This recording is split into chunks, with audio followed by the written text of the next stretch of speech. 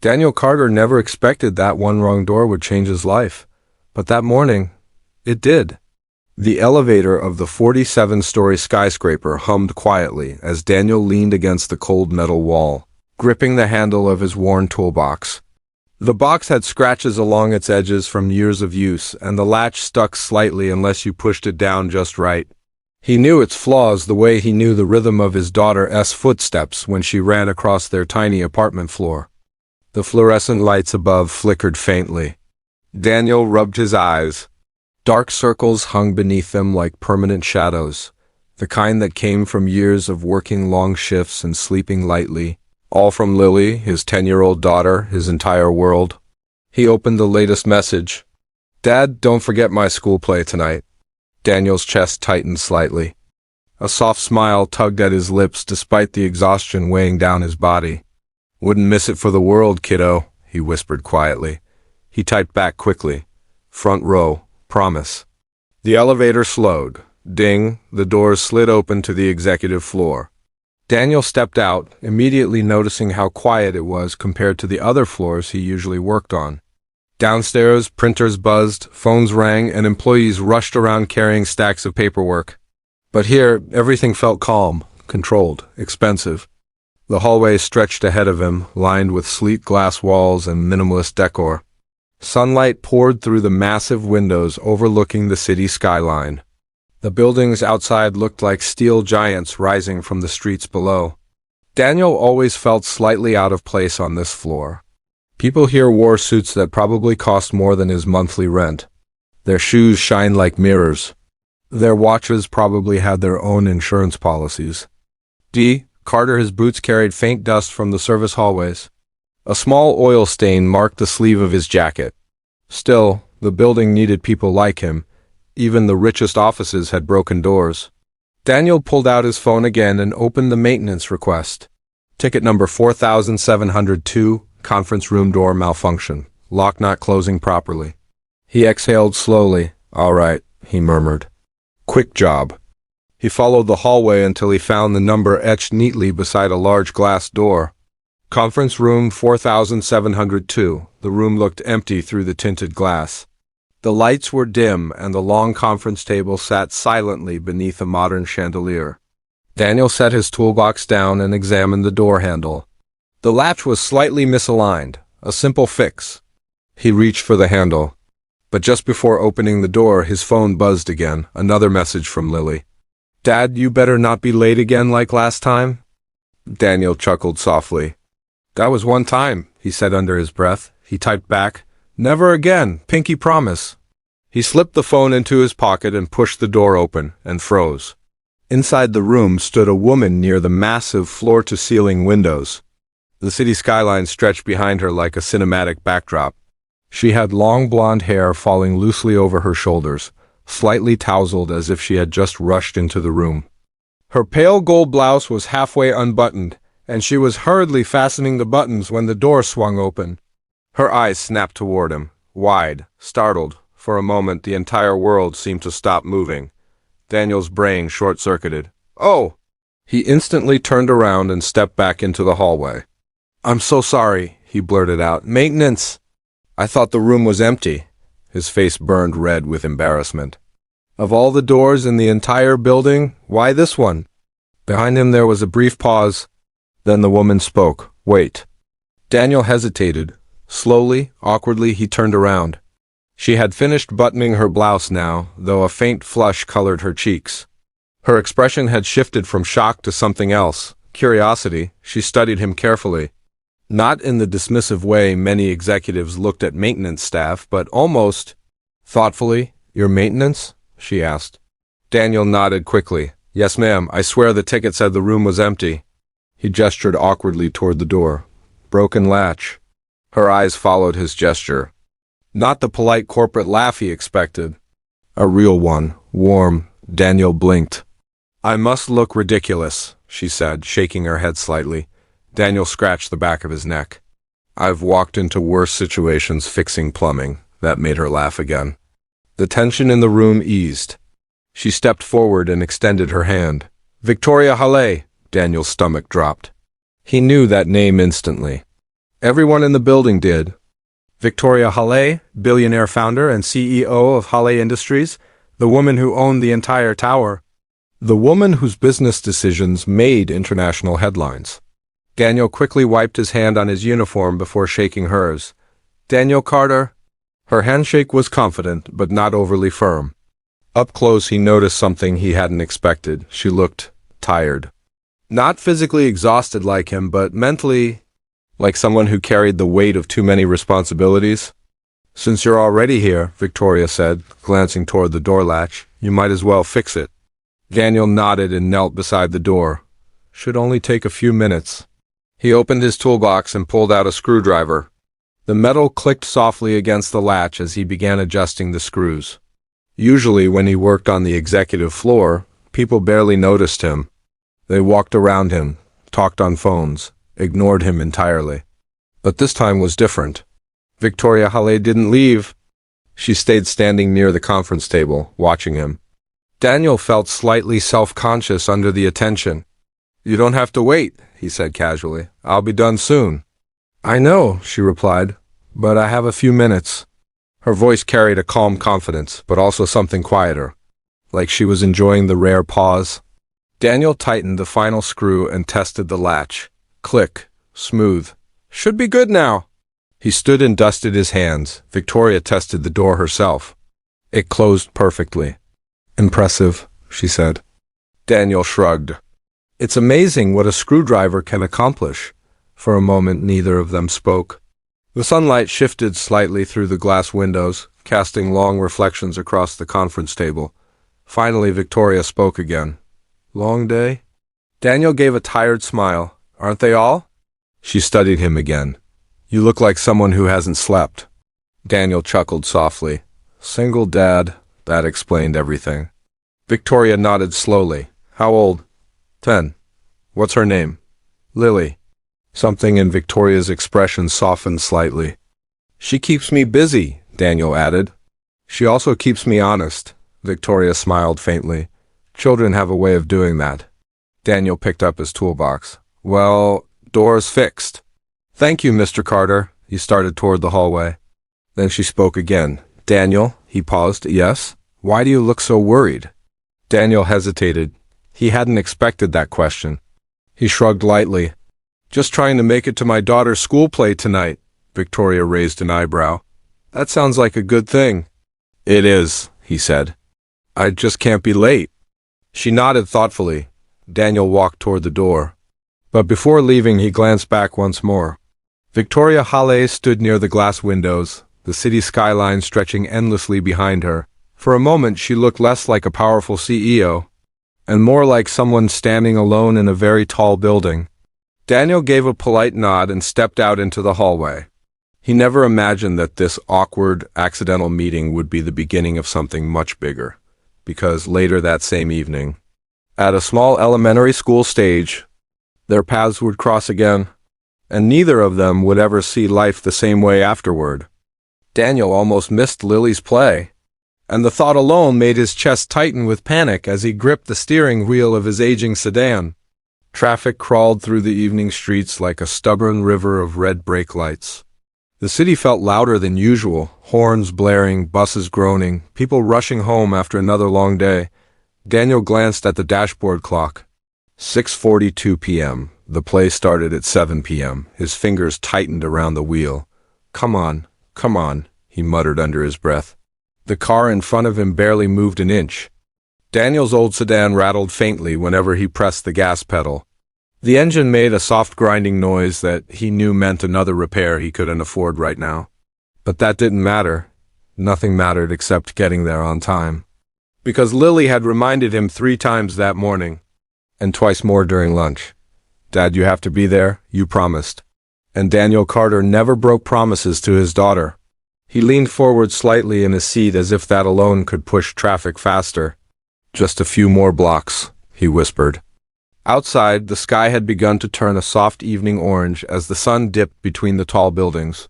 Finally, the traffic light ahead turned green. Cars began to move. Daniel exhaled deeply and pressed the gas. The lot was already nearly full. Parents walked toward the school entrance carrying flowers, balloons, and cameras. Laughter and excited chatter filled the cool evening air. Daniel grabbed his jacket from the passenger seat and rushed toward the doors. Inside, the hallway buzzed with energy. Children in colorful costumes darted between classrooms. Teachers hurried back and forth organizing the final preparations. A sign taped to the wall read, "Fourth grade spring play tonight." Daniel checked the time again. 6:57 p.m. He made it, barely.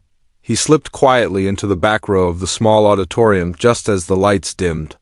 The room was warm and filled with the gentle rustling of parents settling into their seats. The stage curtains glowed softly under bright overhead lights.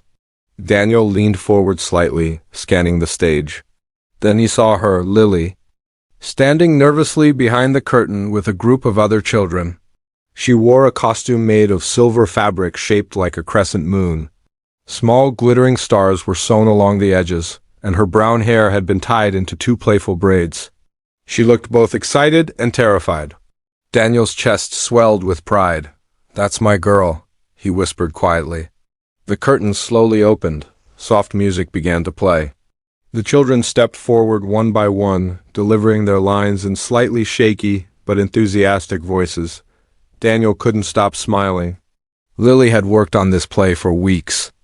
Every night she had practiced her lines in the living room while Daniel cooked dinner or fixed things around the apartment. Sometimes she forgot words. Sometimes she burst into laughter halfway through. But every time she finished practicing, she asked the same question, "Was I good?" And Daniel always answered the same way, "You were amazing." On stage, the story of the play unfolded slowly, a magical tale about the moon guiding lost travelers through the night. When Lily finally stepped forward to deliver her big line, Daniel sat up straighter in his chair. Lily looked out at the audience. Her eyes scanned the rows of faces. Daniel immediately raised his hand and waved gently. "Right here," he mouthed. Lily spotted him. Her shoulders relaxed instantly. And then she smiled and delivered her line perfectly. The audience clapped softly. Daniel clapped louder than anyone. But halfway through the performance, something unexpected happened. The auditorium doors slowly opened. A woman stepped inside quietly. She wore a simple beige coat and her blonde hair was loosely tied back, falling softly over one shoulder. Victoria Halle, the billionaire CEO from the building. For a moment he wondered if he was imagining things. What on earth was she doing here? Victoria scanned the room carefully. Then her eyes landed on Daniel. She gave a small apologetic smile and quietly walked down the aisle. Daniel blinked as she stopped beside him. "Miss Halle?" he whispered. Victoria leaned slightly closer so she wouldn't disturb the performance. "Mr. Carter." Daniel stared at her in confusion. "What are you doing here?" She sat down beside him in the empty seat. "I followed you." Victoria suppressed a small laugh. "That sounded worse than I meant it." Daniel tilted his head. She nodded toward the stage. "When you left the office earlier, you mentioned your daughter's play." Daniel still looked confused. "So you came to a fourth grade play?" Victoria folded her hands in her lap. "I was curious. About what?" She watched Lily on stage as she spoke. "About the reason someone would rush out of a building full of million-dollar meetings." Daniel chuckled softly. "That reason is standing right there."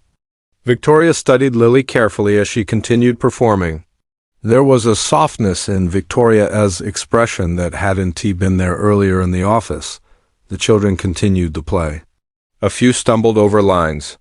One child accidentally dropped a prop. Parents laughed gently. Daniel noticed something surprising. Victoria was smiling. Not the polite smile she used in business meetings, a genuine one. "You know," she said quietly, "no one ever came to my school plays." Daniel turned slightly. "Really?" She shook her head. "My parents were always traveling. Building the company." There was no anger in her voice, just honesty. I used to look out into the audience and pretend they were there. Daniel didn't know what to say. He glanced back at Lily. "Kids notice when you show up," he said softly. Victoria nodded. "I'm starting to see that." On stage the play reached its final scene. The children gathered together beneath painted cardboard stars as Lily's character guided them safely home. The audience clapped loudly as the curtains slowly closed. Parents began standing and cheering. Daniel clapped enthusiastically. A moment later, the curtains reopened and the children ran forward for their final bow. Lily spotted Daniel again. Her smile stretched from ear to ear. After the final applause ended, children began running down from the stage toward their families. Lily burst through the crowd and ran straight toward Daniel. "Dad!" She jumped into his arms. Daniel laughed and hugged her tightly. "You were incredible. Did you see when I remembered my line?" "I saw everything." Then Lily noticed Victoria standing beside him. Her eyes widened curiously. "Dad, who's that?" Daniel scratched his head awkwardly. "Well, funny story." Victoria crouched down so she was at Lily's eye level. "Hi, Lily." Lily tilted her head. "Hi, I'm Victoria." Lily studied her carefully. Then realization lit up her face. "Wait," she pointed. "You're the boss lady from Dad's building." Daniel nearly choked. Victoria laughed warmly. "Yes." "That one," Lily grinned. "Cool." Daniel rubbed his forehead in embarrassment. "Kids have no filter." Victoria stood again, still smiling. "I like that about them." Lily grabbed Daniel's hand excitedly. "Dad, come see backstage." Then she looked at Victoria. "You can come too if you want." Daniel opened his mouth to protest, but Victoria simply nodded. "I'd love to." As the three of them walked toward the backstage hallway, Daniel couldn't help but feel slightly surreal about the situation. A few hours ago, he had accidentally walked in on the most powerful woman in the building, and now she was walking through an elementary school hallway with them. Lily chatted happily the entire way. "My friend Emma forgot her line, but she fixed it. And Tommy dropped the lantern, but that was supposed to happen, I think." Victoria listened carefully, laughing softly at the right moments. For the first time in years, she wasn't thinking about quarterly reports, or stock prices, or board meetings. She was thinking about something much simpler, joy. When they reached the classroom backstage, Lily proudly introduced Victoria to her teacher. "This is my dad," she said, "and this is his boss." The teacher looked momentarily stunned. Daniel laughed awkwardly. But Victoria simply shook the teacher's hand politely. After a few minutes, they stepped back outside into the cool evening air. Parents and children were slowly leaving the school grounds. Lily walked between them, swinging her arms happily. Victoria looked down at her. "You did a wonderful job tonight." Lily beamed. "Thanks." Then she looked up at Daniel. "Dad never misses my plays." Victoria glanced at Daniel. There was quiet admiration in her eyes. "That's something special," she said softly. Daniel shrugged. "It's the most important meeting I'll ever attend." Victoria smiled thoughtfully, but none of them realized yet that Lily Carter would soon change Victoria Hale's life even more. Because in just a few weeks, a phone call in the middle of the night would shake Daniel's world, and Victoria Hale would become the one person capable of helping them through it. 3 weeks later, Daniel Carter's phone rang at 2:03 a.m. The sharp sound shattered the quiet darkness of his small apartment. Daniel woke instantly. Years of being a single parent had trained him to respond to every unexpected noise. Whether it was Lily calling from her room, a glass breaking in the kitchen, or a nightmare in the middle of the night, he was always alert. But this time the sound was different. His phone screen glowed beside the bed. St. Mary's Hospital. Daniel's stomach dropped. He answered immediately. "Hello?" A calm but serious voice spoke from the other end. "Mr. Carter, this is St. Mary's Hospital. Your daughter Lily was brought in earlier today after collapsing at school. The doctors have finished some preliminary tests, and we would like you to come in as soon as possible." For a moment, Daniel couldn't breathe. "Collapsed?" he repeated. "Yes, sir." His heart pounded violently in his chest. "I'll be there in 10 minutes. He threw on a jacket, grabbed his keys, and rushed out the door. The night air outside was cold and quiet, but Daniel barely noticed. His old sedan started with its usual rattling protest as he turned the ignition. The drive to the hospital felt endless. His mind raced with 1,000 terrifying possibilities. Lily had seemed perfectly fine that morning. She had eaten cereal while talking excitedly about a science project. She had laughed, smiled, teased him about burning toast. How could something be wrong? When Daniel finally arrived at the hospital, he ran through the sliding doors and straight to the reception desk. My daughter, Lily Carter, where is she? The nurse guided him to a waiting area outside a hospital room. A doctor soon approached him. Daniel recognized the look immediately. It was the same look doctors gave when they were about to say something difficult. Mr. Carter, the doctor said gently, your daughter is stable right now. Daniel exhaled shakily. But we discovered something during the tests. Daniel's heart began pounding again. What is it? The doctor hesitated briefly. Lily has a congenital heart condition that hasn't been detected until now. The words echoed in Daniel's mind. Heart condition? The doctor nodded. It's rare, but treatable with surgery. Daniel felt a small wave of hope. Then let's do the surgery. The doctor sighed softly. The procedure is complicated. It requires a specialized team and post-surgery care. Daniel stared at him. How much? The doctor spoke carefully. Between the surgery, recovery, and treatment, it will cost several $100,000.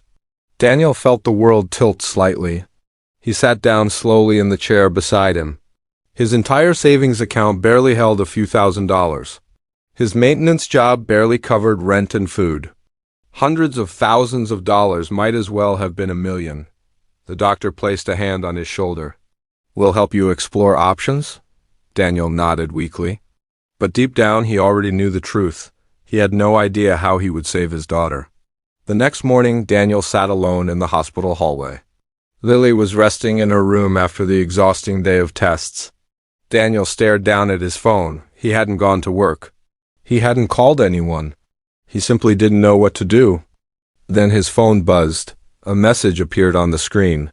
From Victoria Halle. Mr. Carter, you didn't come to work today. Everything okay? Daniel stared at the message for a long moment. Part of him didn't want to answer, but somehow he found himself typing. Hospital.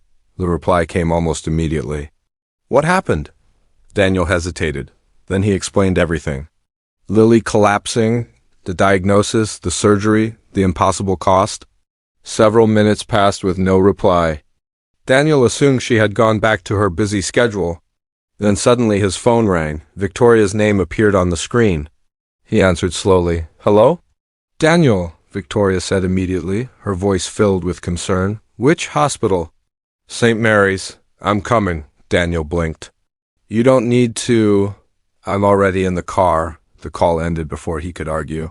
30 minutes later, the quiet hospital hallway filled with the sound of confident footsteps. Victoria Halle walked around the corner, but she didn't look like the billionaire CEO Daniel knew from the office. There were no assistants, no security guards, no expensive business suit. She wore simple jeans, a sweater, and her blonde hair was loosely tied back.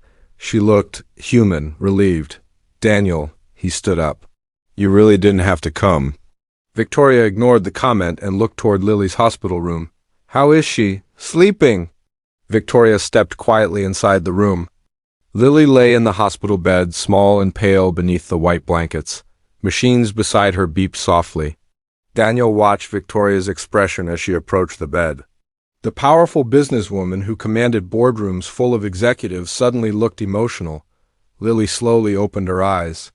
She smiled faintly. Hi, boss lady, Victoria laughed softly. Hi, Moon Princess. Daniel blinked. Moon Princess? Victoria shrugged. You played the moon in the school play. I remember. Lily smiled sleepily.